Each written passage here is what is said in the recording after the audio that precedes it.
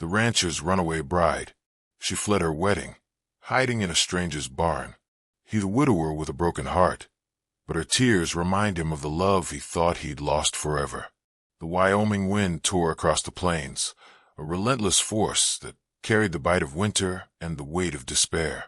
In the shadow of a crumbling barn, on a cold evening in 1882, Anna Thornton crouched among the hay bales, her wedding dress torn and stained with mud, her breath hitching in silent sobs. The delicate lace, once a symbol of a future she had dared to hope for, now clung to her like a shroud, its hem frayed from her desperate flight through the hills. At 24, Anna's blue eyes, once bright with dreams, were clouded with fear, her golden hair tangled beneath a shawl she had stolen from the church. The world had turned against her, and she had run, leaving behind a groom whose promises had masked a cruelty she could not endure. 3 days ago, she had stood at the altar in a small Cheyenne church, her hands trembling as she faced a man she barely knew. Her father, a merchant ruined by debt, had arranged a marriage to Silas Granger, a wealthy landowner whose smile was as cold as the coins he counted.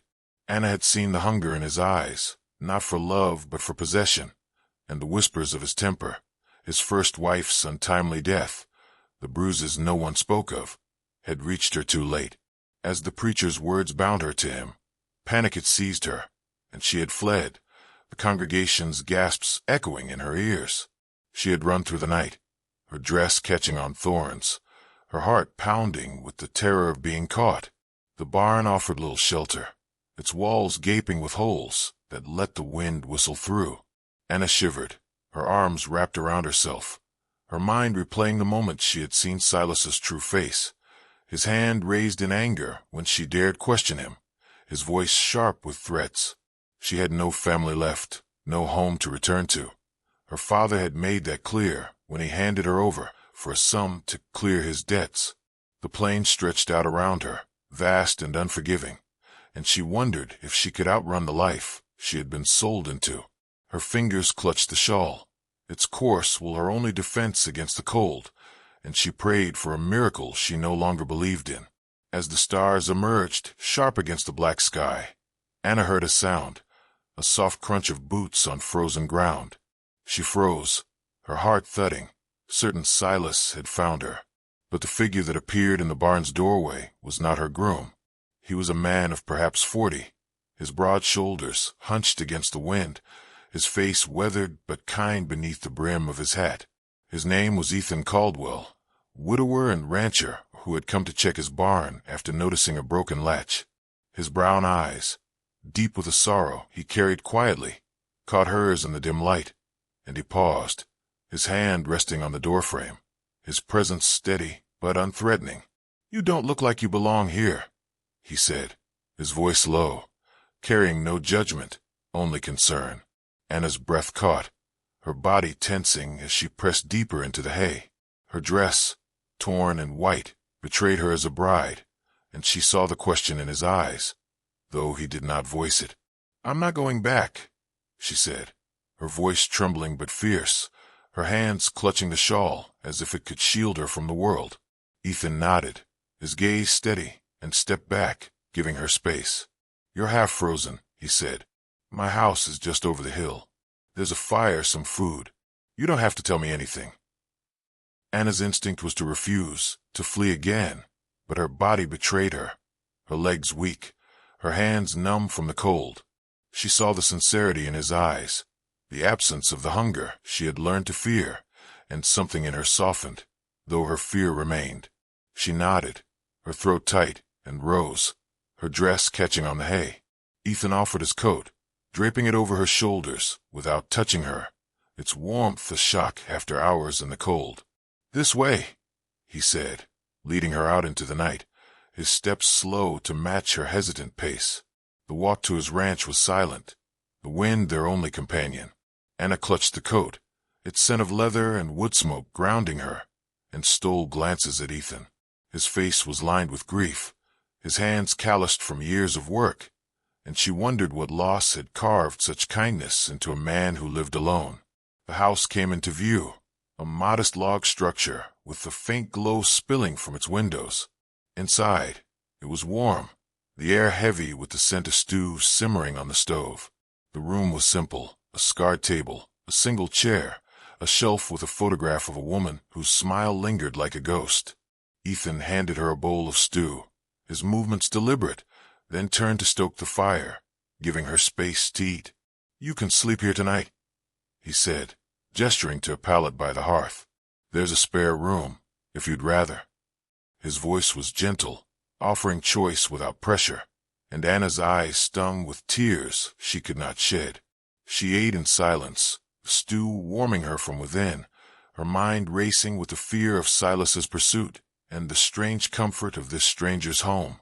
Ethan sat across the room, whittling a piece of wood, his presence a quiet anchor. She wanted to ask about the photograph, about the woman whose absence filled the house, but the words stuck in her throat. As she curled up on the pallet, the quilt soft against her skin, Anna felt the weight of her flight settle over her.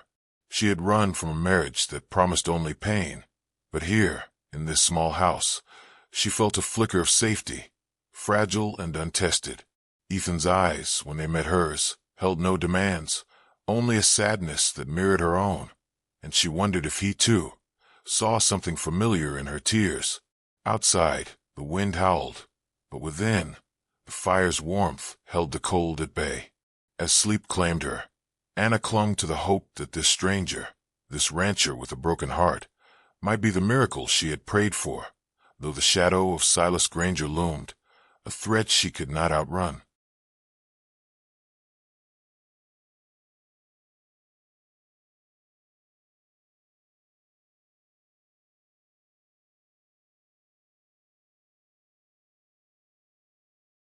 The Wyoming dawn broke with a hesitant light, its pale glow seeping through the cracks of Ethan Caldwell's ranch house, casting soft shadows across the log walls. Anna Thornton woke on the pallet by the hearth, the quilt draped over her torn wedding dress, its warmth a stark contrast to the cold barn where she had hidden the night before. Her body ached from her flight through the hills, her hands still trembling with the memory of Silas Granger's cold smile, his hand raised in anger when she dared to question his authority. The scent of coffee curled through the air, grounding her, and she sat up, her blue eyes scanning the unfamiliar room. The fire crackled low, and the sound of quiet chopping wood drifted from outside, a steady rhythm that spoke of a life unbroken by the chaos she had fled. The house was modest, its simplicity a testament to a man who lived with purpose despite his solitude. The table bore scars from years of use, flanked by a single chair and a bench, as if waiting for company that never came. A shelf held a few books, the spines worn, and the photograph of a woman, her smile gentle but faded, a silent presence in the room. Anna's heart clenched at the sight, recognizing the weight of loss in the careful way the frame was polished. She rose, smoothing her dress, its lace tattered but still white, a reminder of the life she had run from. Her fingers brushed Ethan's coat, draped over the bench, its leather scent lingering, and she felt a pang of gratitude for the stranger who had offered her shelter without demands. Ethan entered, his boots dusted with frost, his brown eyes meeting hers with a quiet respect that made her breath catch. "Morning," he said, setting a small bundle of kindling by the fire. "Coffee's on the stove. There's bread, too, if you're hungry." His voice was low, unhurried, offering no pressure, and Anna nodded, her throat tight with the weight of his kindness. She poured a cup, its warmth steadying her hands, and took a slice of bread, its crust rough but comforting. Ethan moved to the stove, stirring a pot of porridge, his back to her as if giving her space to breathe. "I'm heading to check the cattle," he said, turning slightly. "You're welcome to stay, or the trail to town's clear if you want to go. No one's keeping you here." The words were a gift, a choice she had not been offered in months, and Anna's eyes stung with unshed tears. She wanted to tell him everything, how her father had sold her to Silas to clear his debts, how the marriage had been a cage disguised as salvation, but fear held her tongue. Instead, she watched him through the window as he crossed the yard, his movement steady, his hat tilted against the morning sun. The ranch was small but cared for, its fences sturdy, the barn filled with the sweet scent of hay. The cattle lowed softly, their breath visible in the crisp air, and Anna saw the life Ethan had built, alone but not empty, marked by a quiet strength she longed to trust. She stayed, though she did not say it aloud. Instead, she moved through the house, her hands finding small tasks, sweeping the floor, washing the dishes from the night's stew, folding the quilt that had kept her warm. Each act felt like a repayment, a way to balance the debt of Ethan's kindness, though he had asked for nothing. When he returned at midday, his coat slung over his shoulder, he noticed the swept floor, the neatly stacked dishes. "You don't have to do that," he said, his voice soft but firm. "But it's good to see the place alive." Anna met his gaze, her hand stilling on the broom, and saw no judgment in his eyes, only a warmth that made her heart ache. He handed her a pair of gloves, their leather worn but warm. "Found these in the barn," he said. "They'll keep your hands from the cold." Anna took them, her fingers brushing his, and felt a spark that was not just from the gloves. She slipped them on, their fit loose but comforting, and watched as Ethan moved to the stove, adding wood to the fire. His movements were deliberate, unhurried, and she found herself watching him differently, noting the lines of grief in his face, the way his hands moved with care, whether tending the fire or checking the latch on the door. Their first honest conversation came that afternoon, as they sat at the table, the porridge warming their hands. "You don't have to tell me why you ran," Ethan said, his eyes on his bowl. "But you're safe here, for as long as you need." Anna's breath caught, the weight of his words loosening something inside her. She spoke haltingly, not the whole story but fragments, her father's debts, the marriage she could not bear, the fear that had driven her into the night. Ethan listened, his silence a kind of permission, and when she faltered, he spoke of the land, of the stars that guided him home, of a wife he had lost to illness years ago. His words were simple, but they painted a picture of a world where hope endured, and Anna felt her guard lower, just a little. As evening fell, Anna helped Ethan with the chores, carrying water from the well, her gloves protecting her hands from the cold. The ranch was alive with small details, the fed animals, the mended harnesses, the stack of firewood by the barn. She saw the care Ethan poured into his life, despite his loss, and it stirred a longing in her, a wish to belong to something so steady. When they returned to the house, Ethan handed her a scarf, its wool soft and faded. "It was hers," he said, his voice low, gesturing to the photograph. "She'd want you to have it." Anna's throat tightened, the gesture heavy with meaning, and she wrapped the scarf around her shoulders, its warmth a promise she was not ready to name. That night, as they sat by the fire, Anna spoke of her mother long gone, whose songs had once filled her childhood. Ethan listened, his eyes soft in the firelight, and shared a story of his wife, her laughter, her love for the wildflowers that bloomed in spring. The silence between them was comfortable, like the warmth of the hearth, and Anna felt a bond forming, fragile but real. She thought of Silas, of the life she had fled, and knew he would come for her, his pride too wounded to let her go. Yet here, in Ethan's house, with his quiet strength beside her, she felt a flicker of hope, a chance to heal the wound she carried. As she lay on the pallet, the scarf tucked around her, Anna's dreams were haunted by Silas's shadow, but they were tempered by the memory of Ethan's eyes, steady and kind. She did not know what lay ahead, but for the first time in months, she felt safe, and that was enough to carry her into tomorrow.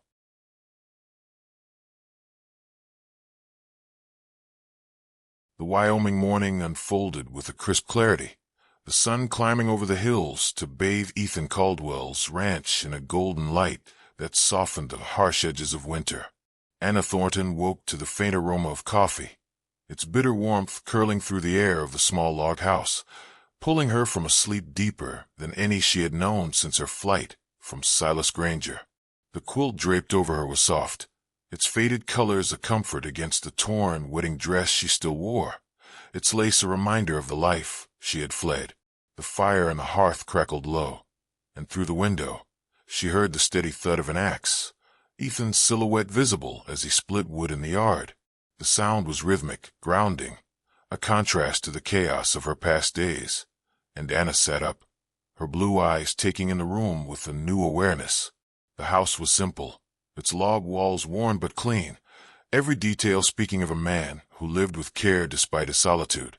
The table, scarred from years of use, held a loaf of bread wrapped in cloth, and the shelf bore the photograph of Ethan's late wife, her smile a quiet presence that filled the space with both loss and love. A pair of boots, too small for Ethan, sat in the corner, their leather polished but untouched, and Anna's heart ached at the thought of a child lost alongside the woman in the frame. She rose, wrapping the scarf Ethan had given her around her shoulders, its wool carrying the faint scent of lavender, and felt a strange sense of belonging, though her fear of Silas's pursuit lingered like a shadow. She poured a cup of coffee, its warmth steadying her trembling hands, and stepped to the window, watching Ethan work. His movements were deliberate, his broad shoulders strong but unhurried, and she saw the grief in the lines of his face, tempered by a kindness that had drawn her in. The ranch was modest but well kept, its fences sturdy, the barn filled with the sweet smell of hay. The cattle grazed in the distance, their lowing a soft melody, and Anna noticed the small details, the stack of firewood, the mended harnesses, the clean linens folded by the door, that spoke of Ethan's quiet resilience. It was a life built from loss, yet it held a strength she longed to lean into, though her suspicion, honed by betrayal, held her back. Ethan returned, his arms laden with firewood, his brown eyes meeting hers with a gentle nod. "Morning," he said, setting the wood by the hearth. "There's porridge on the stove. Help yourself." He gestured to a pot simmering with a faint steam, then added, "I'm heading to check the fences. If you want to leave, the trail's that way. If you'd rather stay, the spare room's yours." His voice was steady, offering choice without pressure, and Anna's throat tightened at the simplicity of his kindness. She nodded, unable to speak, and watched as he stepped outside, his hat tilted against the sun, leaving her alone with her thoughts. The morning passed quietly, Anna's hands finding small tasks, sweeping the floor, washing the dishes from last night's stew, mending a tear in the scarf Ethan had given her. Each act felt like a repayment, a way to ease the debt of his generosity, though he had asked for nothing. When he returned at noon, his coat dusted with grass, he noticed the swept floor, the neatly stacked dishes. "You don't have to do that," he said, his voice soft but firm, "but it's good to see the place cared for." Anna met his gaze, her hand stilling on the broom, and saw warmth in his eyes that made her heart stir, though her fear of trusting anyone kept her silent. He handed her a pair of socks, their wool darned but warm. "Found these in the chest," he said. "They'll keep your feet dry." Anna took them, her fingers brushing his, and felt a spark that was not just from the socks. She slipped them on, their fit loose but comforting, and watched as Ethan moved to the stove, stirring the porridge, his back to her as if giving her space to decide her next step.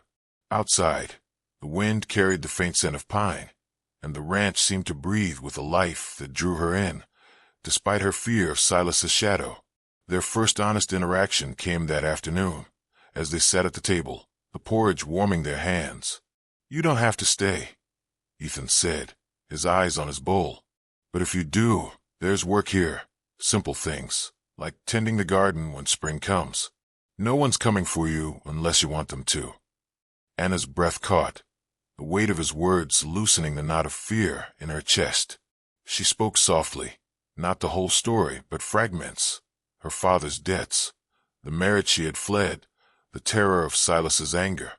Ethan listened, his silence a kind of shelter, and when she paused, he spoke of his wife, of the fever that had taken her and their daughter, of the ranch that had kept him alive. His words were sparse, but they painted a picture of hope enduring through pain, and Anna felt her guard lower, just a fraction. She chose to stay, though she did not say it aloud. Instead, she helped Ethan with the chores, carrying water from the well, her gloves protecting her hands from the cold.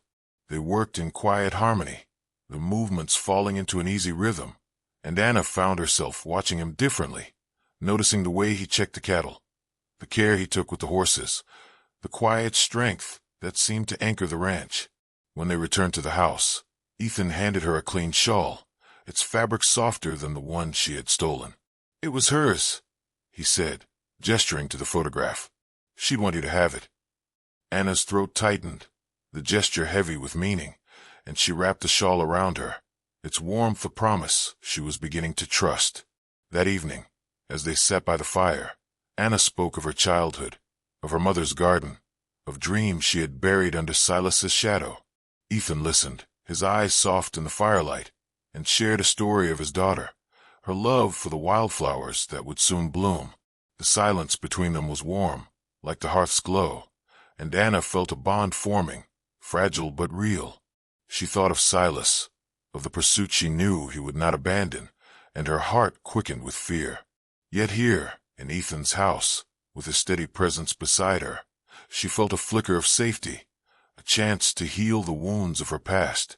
As she lay on the pallet, the shawl tucked around her, Anna's dreams were haunted by Silas's cold eyes, but they were tempered by the memory of Ethan's kindness, his quiet offer of a home. She did not know what tomorrow would bring, but for now, she was here, and that was enough to carry her forward.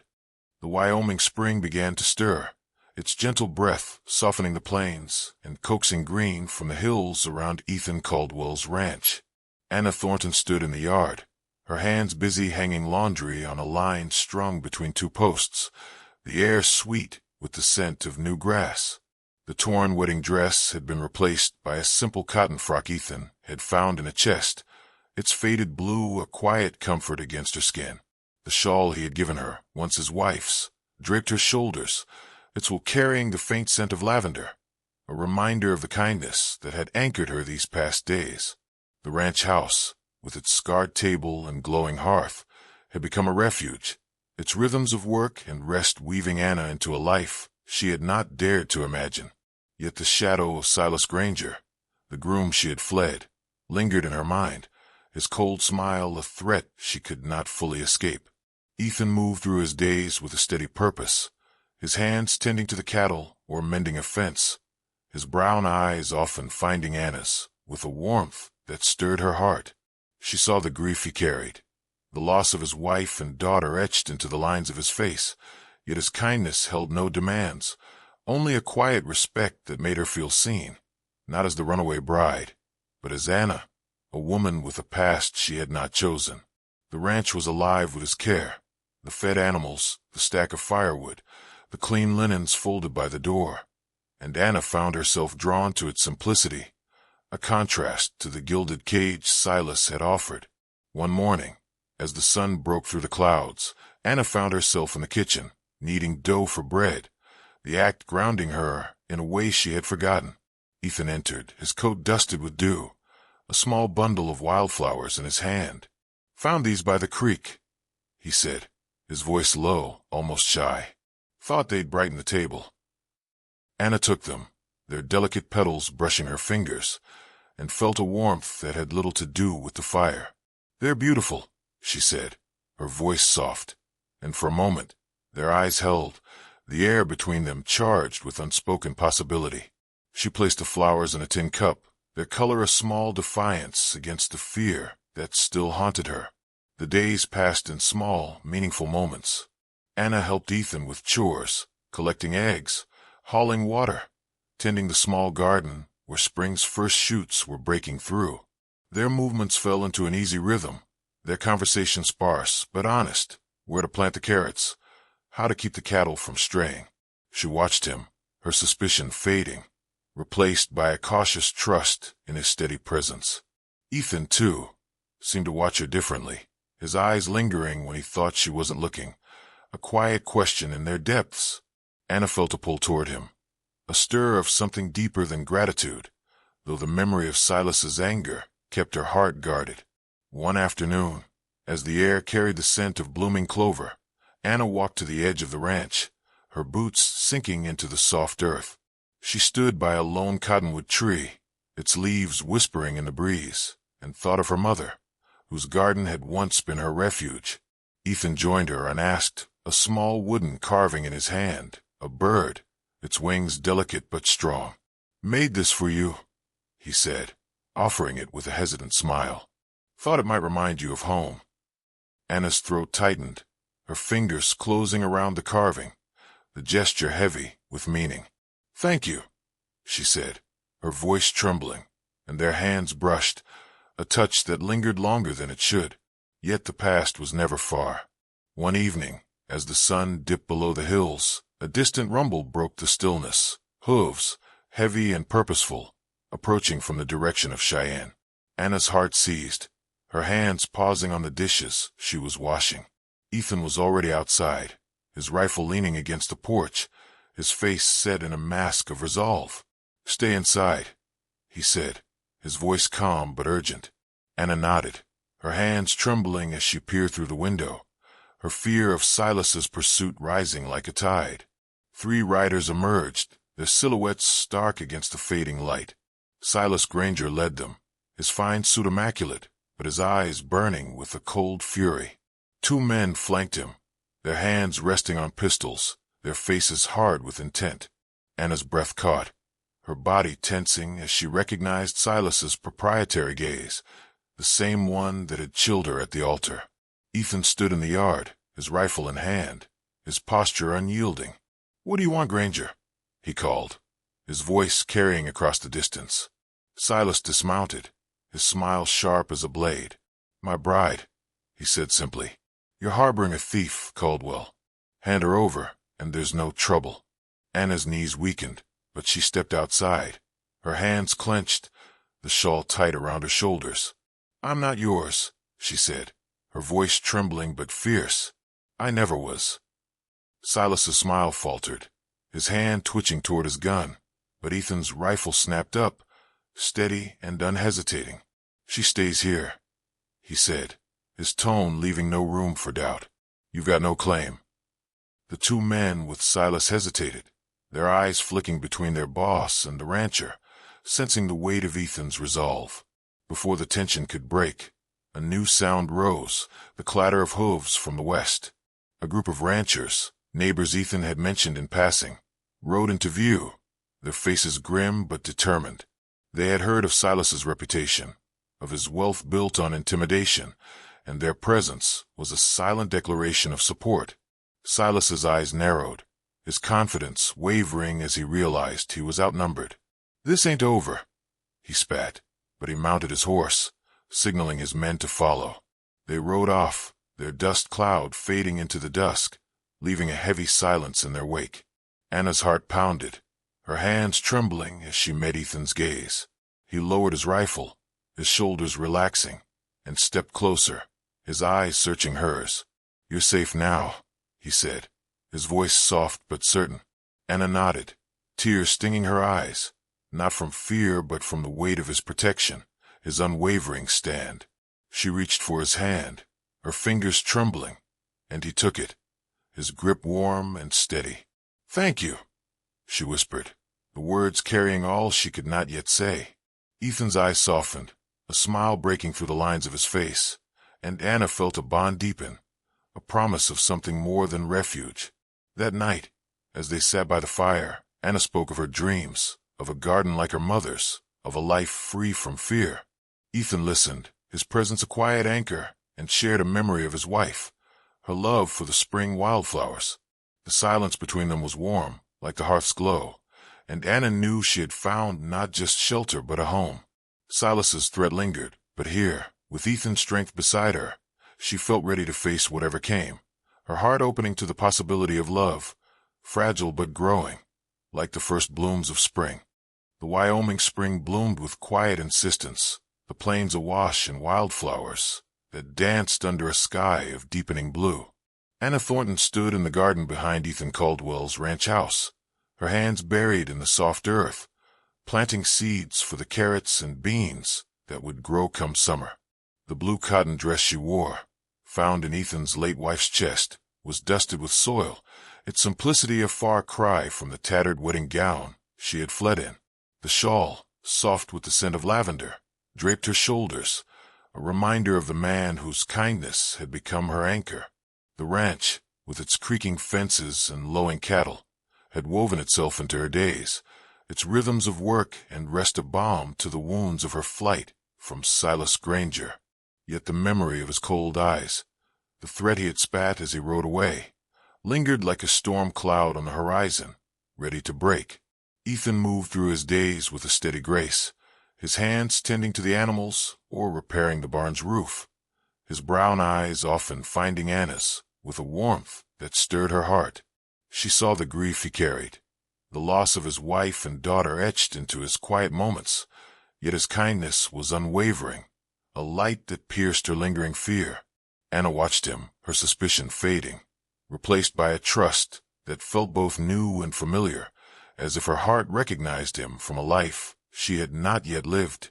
The ranch was alive with his care, the stack of firewood by the barn, the mended harnesses, the clean linens folded by the door, and Anna found herself drawn to its simplicity, a life built from loss but rooted in hope.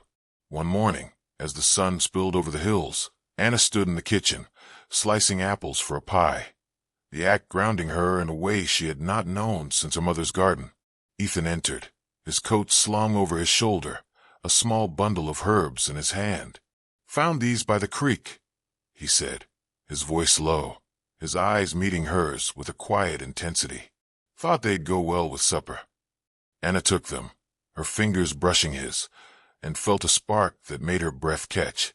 "They'll be perfect," she said, her voice soft, and for a moment they stood in silence, the air between them alive with possibility.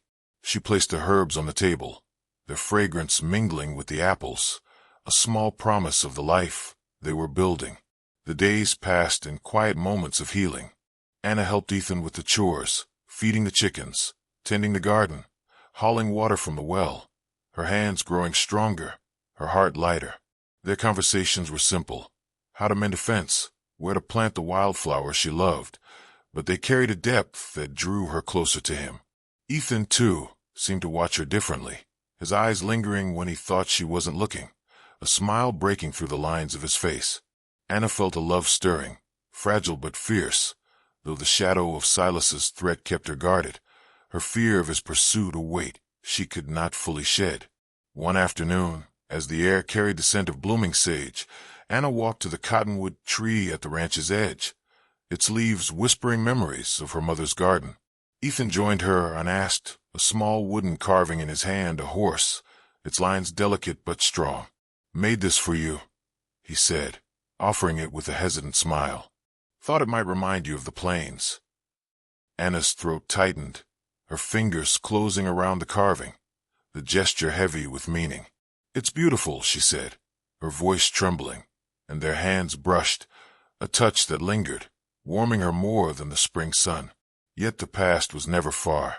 One evening, as the sky burned crimson, a distant rumble broke the stillness, hooves, heavy and urgent, approaching from the direction of Cheyenne.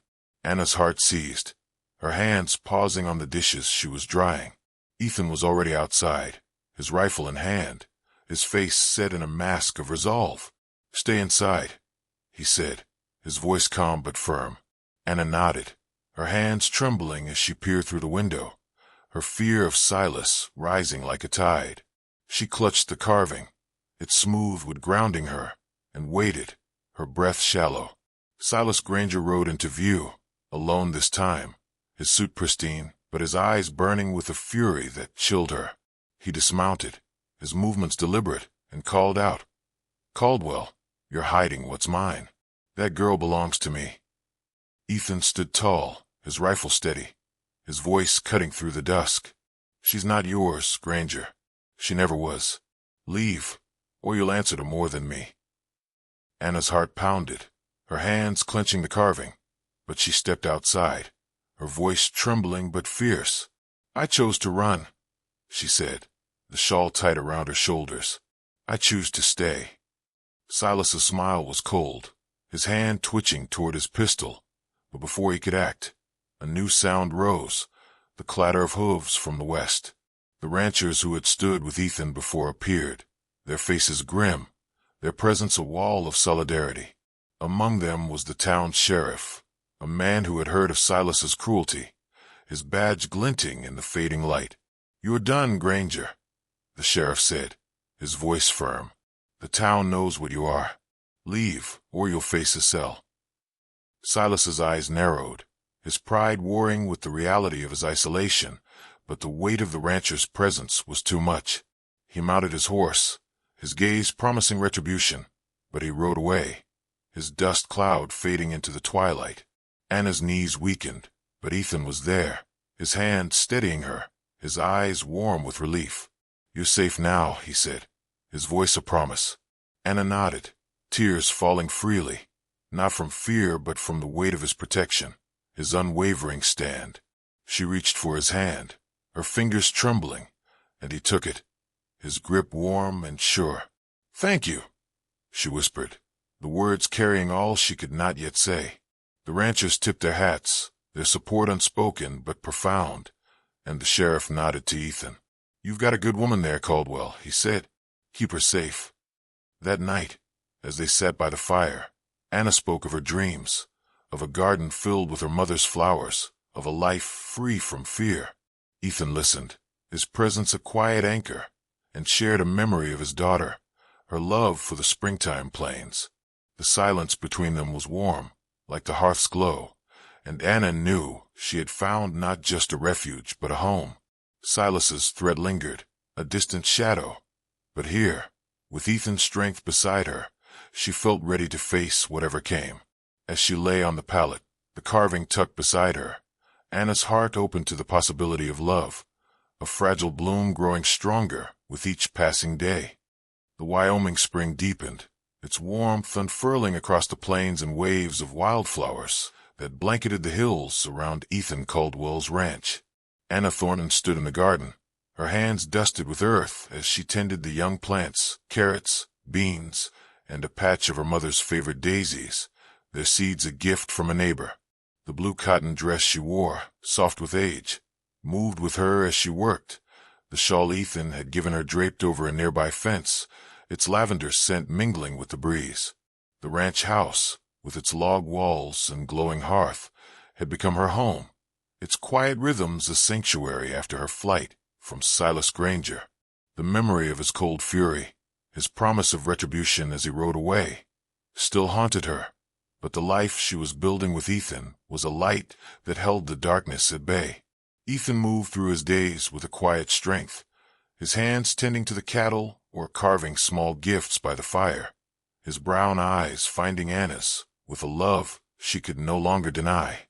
She saw the man he was, a widower whose grief for his wife and daughter had shaped him, yet whose heart remained open, offering her a place to heal without demands. Anna watched him, her fear of Silas fading under the weight of Ethan's care, replaced by a trust that felt like coming home. The ranch was alive with his devotion, the stack of firewood, the mended fences, the horses fed and brushed, and Anna found herself drawn to its simplicity, a life where love grew from shared work and quiet moments. One evening, as the sun dipped below the hills, painting the sky in hues of rose and gold, Anna stood by the cottonwood tree at the ranch's edge, its leaves whispering memories of her mother's garden. Ethan joined her, a small leather pouch in his hand, his face softened by the twilight. "Found this in the barn," he said, offering it to her.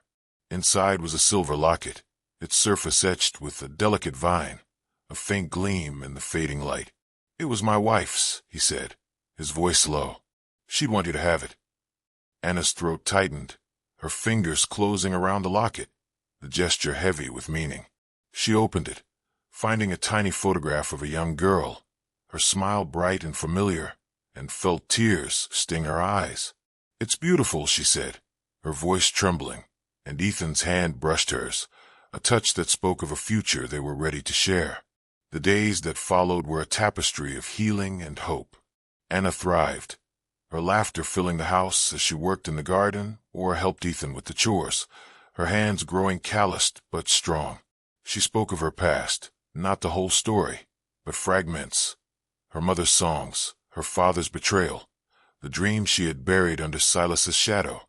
Ethan listened, his presence a quiet anchor, and shared memories of his daughter, her love for the wildflowers that now bloomed around them. Their conversations wove a bond that felt like family, fragile but enduring, and Anna felt her heart open fully, her love for Ethan a fierce, steady flame. Yet the past returned, as it always did, on a clear morning when the air was sharp with the scent of sage. A rider approached, his horse kicking up dust, and Anna's heart seized, her hands pausing on the laundry she was folding. Ethan was in the yard, his rifle leaning against the porch, his face grim but resolute. "Stay near the house," he said, his voice calm but urgent. Anna nodded, her hands trembling as she peered through the window, her fear of Silas rising like a tide. She clutched the locket at her throat, its weight grounding her, and waited, her breath shallow. Silas Granger rode into view alone, his suit pristine, but his eyes burning with a desperation that chilled her. He dismounted, his movements deliberate, and called out, "Caldwell, you've taken what's mine. That girl owes me a debt." Ethan stood tall, his rifle in hand, his voice cutting through the morning air. "She owes you nothing, Granger. She's free, and she's staying here." Anna's heart pounded, but she stepped outside, her voice steady despite her fear. "I'm not your bride," she said, the shawl tight around her shoulders. "I choose this life with him." Silas's smile was venomous, his hand twitching toward his pistol, but a new sound broke the tension, the clatter of hooves from the west. The ranchers who had stood with Ethan before appeared, their faces stern, their presence a wall of solidarity.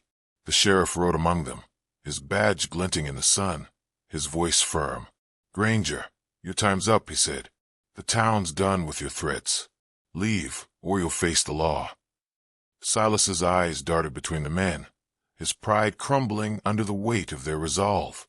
He mounted his horse, his gaze promising vengeance, but he rode away, his dust cloud fading into the hills, leaving a heavy silence. Anna's knees trembled, but Ethan was there, his hand steadying her, his eyes warm with relief. "You're safe now," he said, his voice a promise. Anna nodded, tears falling freely, not from fear but from the weight of his love, his unwavering stand.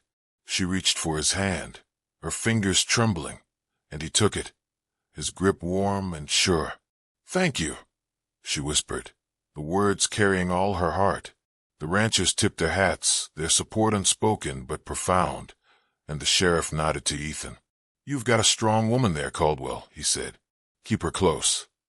That night, as the stars rose above the plains, Anna stood with Ethan by the cottonwood tree, the locket gleaming at her throat.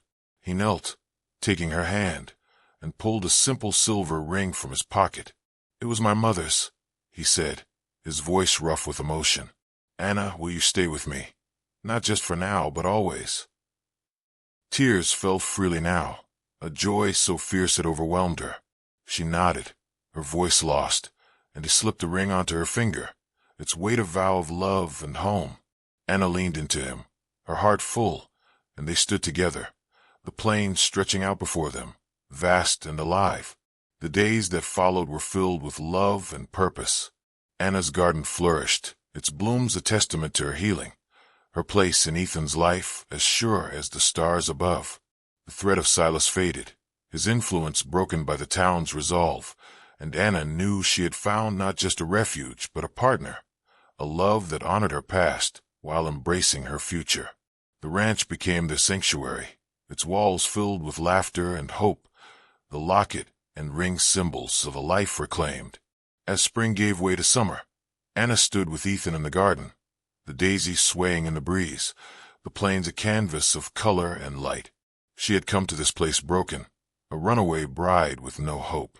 Now, she was Anna, loved and whole, her heart bound to the man who had seen her tears and offered her a home. The world had tried to claim her, but here on this ranch, she had found redemption, love, and a future that would endure.